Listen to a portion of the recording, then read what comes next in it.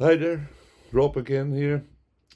Um, I just want to inform you I'm starting a playlist about the more obscure components in the Pod Go. So the parts that people typically don't use.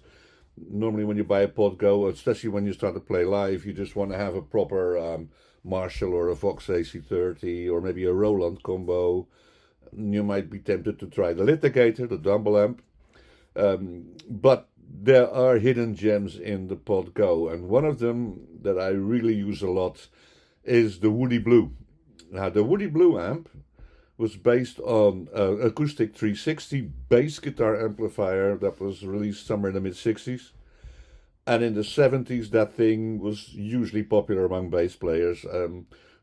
John Paul Jones of Led Zeppelin used it. Carlos Santana's bass player used it because it had an immense power, 4 times 12-inch speakers, huge power.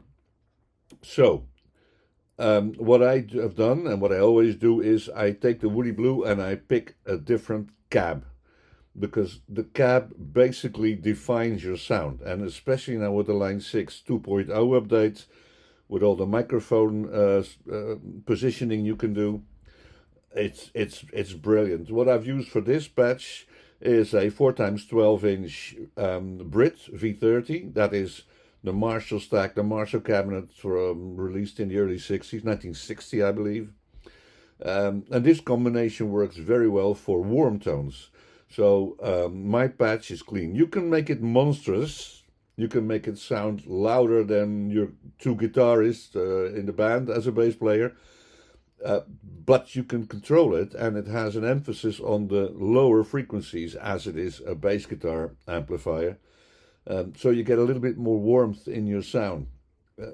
This patch, and I've downloaded, put a download link in the description, of course, a tiny URL, and also a link to the pod stuff that I sell for a couple of euros.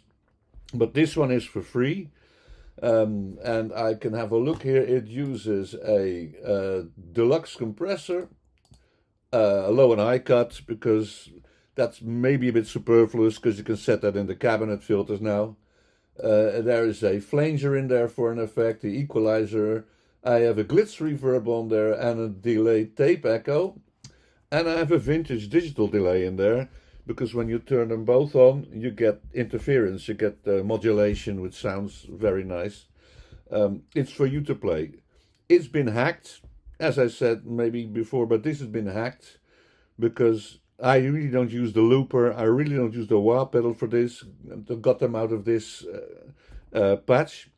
And I also sell a pack for €5 that basically has every combination of a stripped down pod. So one without the wah, one without the looper, one without the wah and the looper. I even have one without the amp and the cab. So you basically turn it into a Helix stomp box, which is fine for instance, great for instance, for acoustic guitar. When you don't need an amp, you don't need anything, and you just free up those spots for more effects, for more pedals. So you can basically do your whole acoustic set with one patch, with the variations. You can download it in the description. I hope you like it.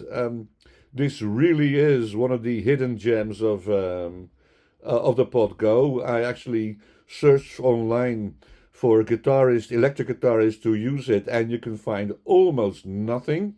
Bass players galore, but you don't find any guitar players who use it.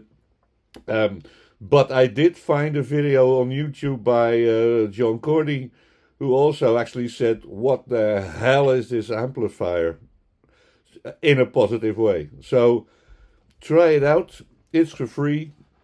And I'll see you again next time, I hope. If you like it, please like and possibly subscribe.